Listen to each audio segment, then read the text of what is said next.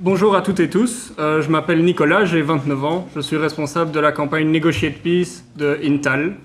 Intal, c'est un mouvement national qui, à travers toute la Belgique, mène des campagnes pour la solidarité internationale, pour la paix et contre l'impérialisme.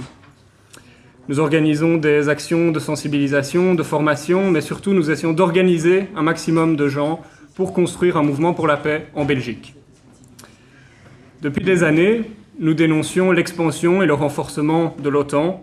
Depuis des années, nous nous opposions à la militarisation des relations internationales, aux violations du droit international, aux interventions occidentales à l'étranger. Et depuis des années, nous faisions campagne pour un désarmement nucléaire et un contrôle des armements. En février 2022, lorsque la Russie a envahi l'Ukraine, nous l'avons immédiatement condamné. Et dans cette condamnation, nous avons appelé directement à une résolution pacifique du conflit. Dans cet appel, nous sommes retrouvés avec, en réalité, l'essentiel de l'humanité, ou la plupart des pays du monde qui appelaient à des négociations, en particulier dans les pays du Sud. Depuis, ce que nous entendons en Belgique, en Europe, et en particulier de la part de ceux qui d'habitude aiment tant parler de non-violence et de paix, c'est en réalité un discours qui pousse à l'escalade du conflit, au surarmement, à envoyer toujours plus d'armes, des armes plus puissantes, plus nombreuses, plus performantes. Nous entendons également un narratif qui est celui d'une propagande où toute voix discordante, toute nuance est interdite. Mais tout cela ne fait que prolonger le conflit, ne fait que l'étendre et ne permet pas de trouver une solution réaliste. Le nombre de victimes augmente et les conséquences, en Ukraine bien sûr, mais en Russie, en Europe et à travers le monde, sont de plus en plus sévères.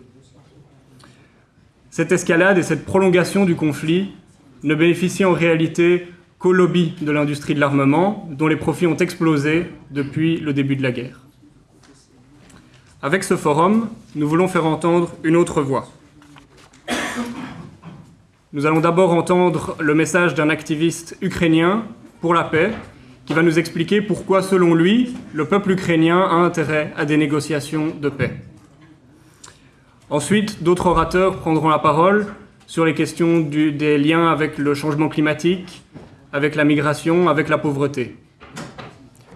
Nous devons élargir notre vision de la paix. Être pour la paix, ce n'est pas seulement être contre une guerre maintenant tout de suite, mais c'est plus global. C'est refuser la montée des tensions au niveau international, c'est refuser l'escalade du surarmement, l'augmentation des budgets militaires, et c'est soutenir le développement souverain, la coopération internationale, la lutte contre le changement climatique et contre les inégalités sociales. C'est avec cette vision-là qu'en Belgique, nous avons construit un front pour la paix avec d'autres organisations comme Vrede VZW, Pax Christi, Vredeslevensbeweging, mais aussi les syndicats, FGTB, ABVV, CSC, ACV, pour ensemble publier un message vers la presse, vers le monde politique, pour pousser la Belgique à soutenir des négociations de paix en Ukraine. Nous avons malheureusement eu ces derniers jours quelques annulations, quelques orateurs qui devaient parler, mais qui, pour des raisons d'agenda, n'ont pas pu être parmi nous, notamment des activistes russes et des syndicalistes. Et bien sûr, un panel comme celui-là ne peut pas couvrir tous les points de vue et toutes les origines.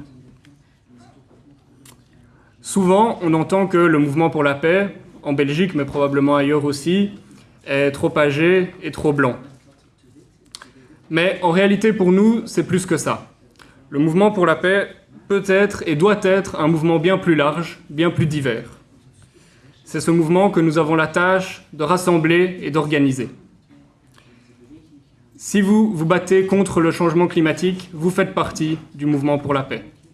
Si vous vous battez pour plus de services publics, pour plus d'argent pour nos écoles, pour nos hôpitaux, vous faites partie du mouvement pour la paix. Si vous vous battez contre la réduction des libertés publiques, pour la justice dans les cas de violences policières, vous faites partie du mouvement pour la paix. Si vous vous battez pour la décolonisation de nos institutions et la décolonisation de nos relations avec les pays du Sud, vous faites partie du mouvement pour la paix.